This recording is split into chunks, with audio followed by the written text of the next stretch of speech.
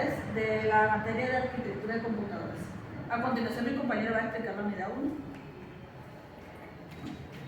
Mi nombre es César González Pérez, como su servidor, y ahorita vamos a ver lo que es los microprocesadores o CPU. El microprocesador, también conocidos como una unidad central de procesamiento CPU, son componentes clave en cualquier sistema informático, ya que se encarga de realizar la mayor parte del procesamiento de datos. Eso quiere decir que es una parte fundamental del cerebro de la computadora. Sin este componente, la computadora no va a funcionar y no va a arrancar. Tampoco va a ejecutar sus tareas. Puede ser que quizás sí prenda, pero lo que va a pasar es que te dé un pantallazo azul o te dé error porque no tiene el microprocesador conectado. Ahora, ya dijimos de qué se encarga y cuáles son sus procesadores. El microprocesador está compuesto por millones de transistores y otros componentes electrónicos y se encuentra integrada en una pequeña pastilla de silicio llamado chip.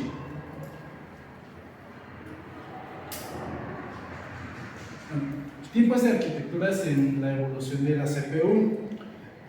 En la evolución de los microprocesadores se han desarrollado diferentes arquitecturas que han mejorado la velocidad y eficiencia del procesamiento de datos, y algunos ejemplos son la arquitectura de Neumann. Esta es una arquitectura básica en los primeros microprocesadores, que está en esta arquitectura tanto de datos como en las instrucciones se almacenan las mismas memorias y se utilizan los mismos buses de datos. Diferencias para acelerar en ellas. La arquitectura hardware. Esta arquitectura se utiliza en una memoria separada para almacenar los datos y las instrucciones de lo que permite mayor velocidad de acceso de datos. Este generalmente se encarga de administrar los permisos hasta cierto punto para que el dato sea necesario o pedir una solicitud. Más que nada, esto sirve como un administrador o vamos a poner un ejemplo, un tipo de guardia de seguridad que si va a dejar pasar tal persona, o qué persona le conviene más pasar a este sitio. La otra arquitectura es de RISC. Esta arquitectura se centra en la ejecución de un conjunto de reducción de instrucciones simples, lo que permite una mayor velocidad de procesamiento. Arquitectura CISC. Esta arquitectura se centra en la ejecución de un conjunto más amplio de instrucciones complejas, la que permite realizar tareas más complejas con menos instrucciones. Esto quiere decir que requiere menos instrucciones para hacer la mayor parte de tareas. Ya sabe a qué va y definitivamente se va directamente más centrado a las tareas que tiene que ejecutar. Bueno, 1.3 y 1.4. Arquitectura de multinúcleos. La arquitectura de multinúcleos consiste en integrar varios núcleos de procesamiento en un solo chip, lo que permite realizar varias tareas de forma simultánea. Cada núcleo funciona de forma independiente y se puede utilizar para procesar diferentes programas o tareas al mismo tiempo, lo que mejora la velocidad, la eficiencia del procesamiento. Esto lo que implica es que si nosotros tenemos múltiples ventanas abiertas, ahí es donde se están trabajando los multinúcleos, ya que un solo núcleo, al trabajar con diferentes tipos de aplicaciones abiertas, lo que provocaría es que se trabaría o definitivamente se apagara el equipo o se trabara, conocido como un bug o lag.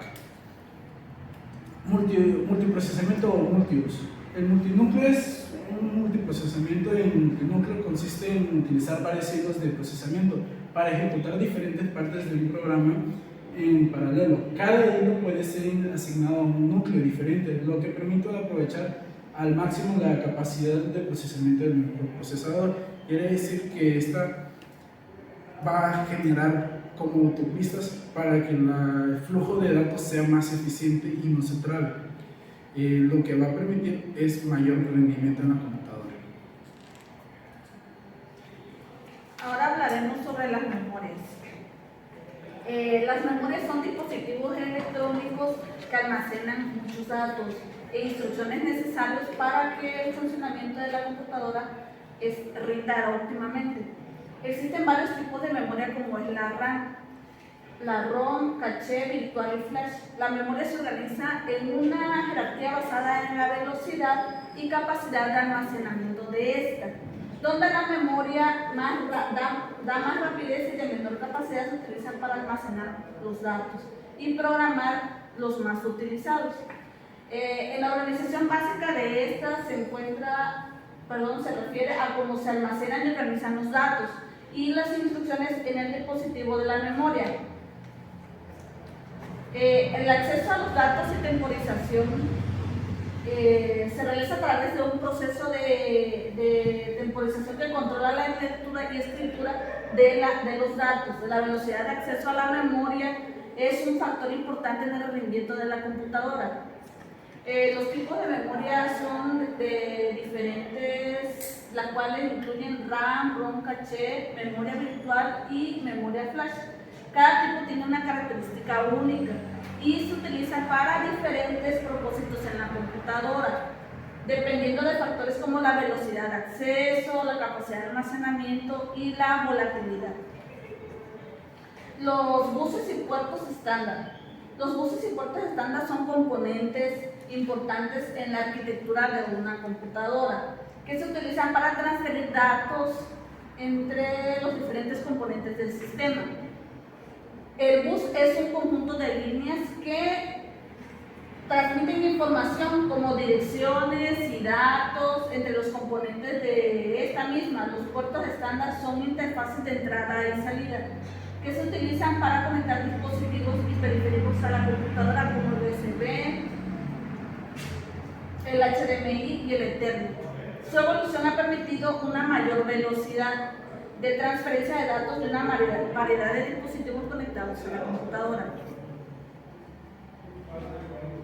Los buses y la transferencia de la información. Los buses son utilizados para la transferencia de información entre diferentes componentes de la computadora, como el procesador, la memoria y los dispositivos de entrada y salida. Ahorita vamos a hablar un poco de la evolución de los buses y el tamaño del dato.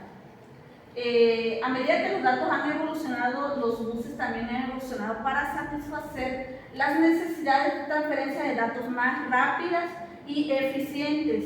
El tamaño del dato en los buses ha ido aumentando a medida que los datos se han vuelto más complejos y grandes. Aquí tenemos un ejemplo de ellos.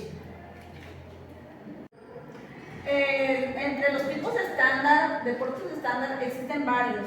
Estos que se utilizan para conectar dispositivos periféricos en la computadora como el USB, el HDMI, el Ethernet y los puertos de audio y micrófono. En la entrada y salida de datos a dispositivos periféricos, en estos se realizan a través de los puertos estándar conectados a la computadora. Los dispositivos periféricos pueden ser de entrada como teclados, ratones, o de salida como pantallas y altavoces. La comunicación se realiza a través de los puertos estándar para proporcionar una interfaz para la comunicación entre la computadora y los dispositivos periféricos.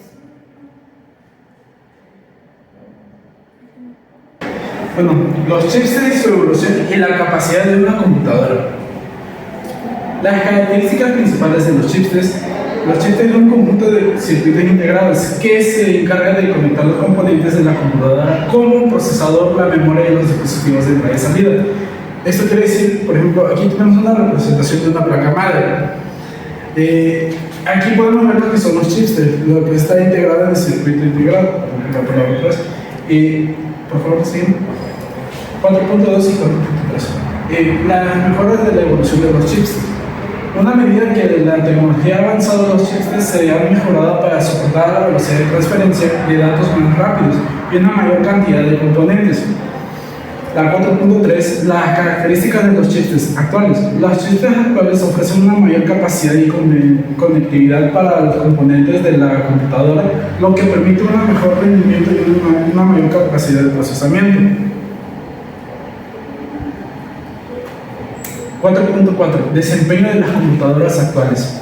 El rendimiento de una computadora está directamente relacionado con la calidad del chip, su capacidad para mejorar los componentes de la computadora. Un chip de alta calidad puede mejorar significativamente el rendimiento general de la computadora.